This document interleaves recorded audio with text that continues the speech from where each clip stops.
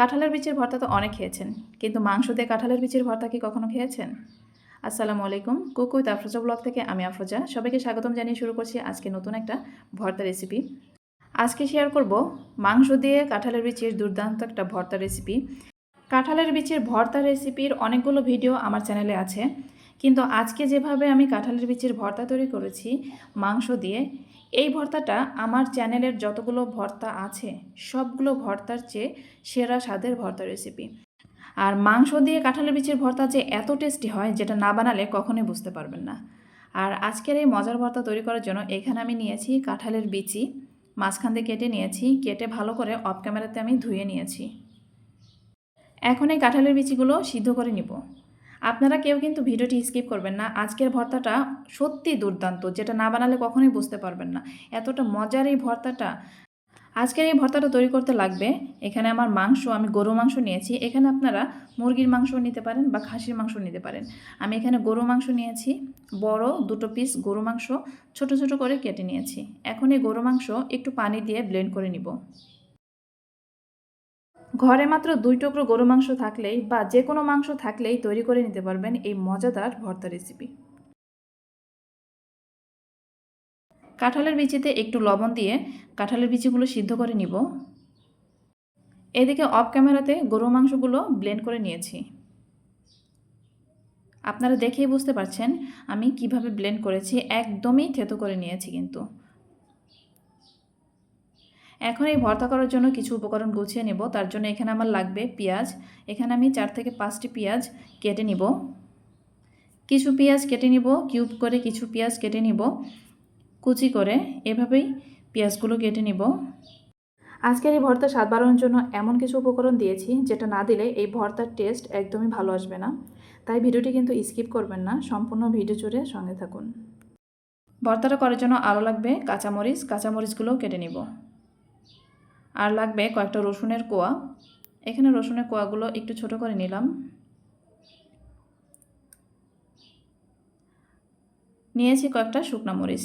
এই কয়েকটা উপকরণ লাগবে। আর লাগবে একটু ধনিয়া পাতা, ধনিয়া পাতাগুলোও কুচি করে নিলাম। সব উপকরণ গোছাতে গোছাতে এদিকে আমার কাঁঠালের বিচিও সিদ্ধ হয়ে গেছে। আর আজকের ভর্তাটা আমি বাটনাতে করব, তার জন্য এই কাঁঠালের বিচি সরাসরি আমি বাটনাতেই ঢেলে নিচ্ছি।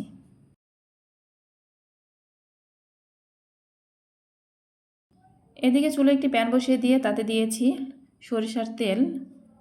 প্রথমে শুকনো মরিচগুলো ভেজে নিব।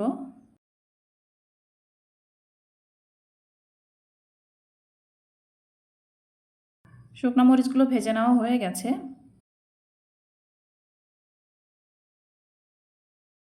এখন এই সেম প্যানেই দিয়ে দিব কেটে রাখা পেঁয়াজ, রসুন এবং মরিচ।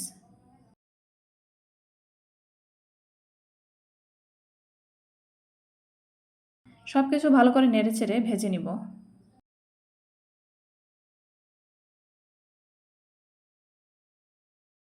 এখানে পেঁয়াজ, রসুন, মরিচ যখন লালচে কালার ধারণ করবে তখন এটা আমি নামিয়ে নিব। পেঁয়াজ, মরিচ, রসুন ভেজে নেওয়া হয়ে গেছে। এখন সেম প্যানে দিয়ে দিলাম একটা পেঁয়াজ কুচি। তেলের মধ্যে লালচে করে একটু নেড়েচেড়ে ভেজে নিব।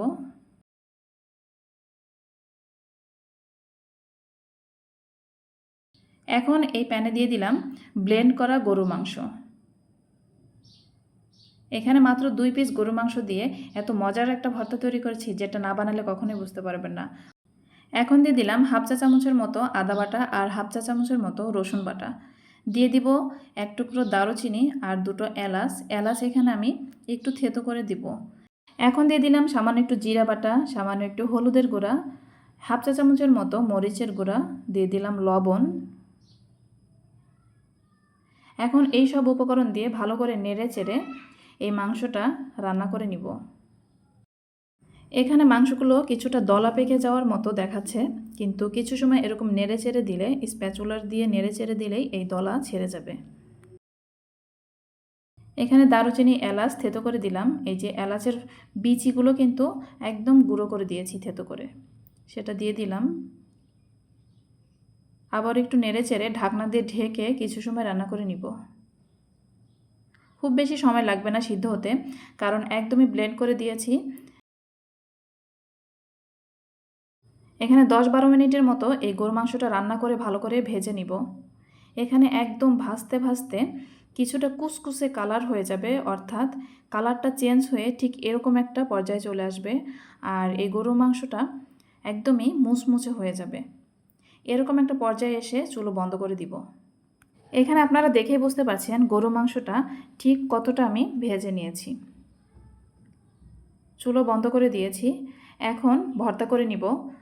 এখানে প্রথমে আমি বাটনায় কাঁঠালের বিচিগুলো ভর্তা করে নিব।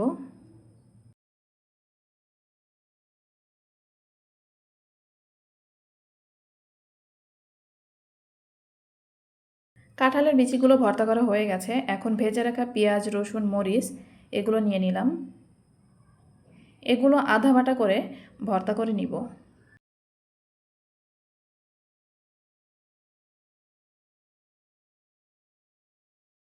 সামান্য একটু লবণ দিয়ে ভর্তা করে নিব।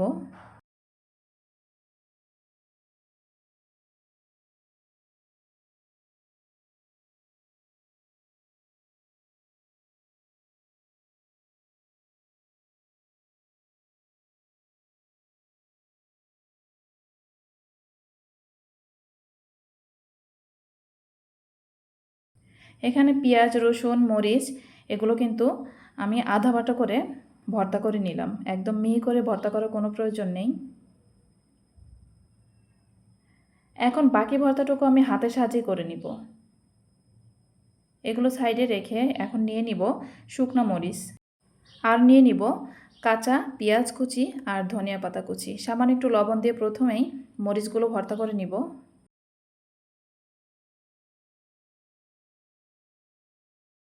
আর এই পর্যায়ে এসে এই ভর্তাটা হাত দিয়ে করলেই এর টেস্টটা ভালো আসে। শুকনো মরিচ সবসময় হাত দিয়ে ভর্তা করলেই এর টেস্টটা আমার কাছে মনে হয় ভালো আসে। পেঁয়াজগুলো একটু চটকে দিচ্ছি যেন পেঁয়াজটা অনেকটা সফট হয়ে যায় আর পেঁয়াজের রস কিছুটা বের হয়। এখন সামান্য একটু সরিষার তেল দিয়ে ভালো করে ভর্তা করে নিব আবারও।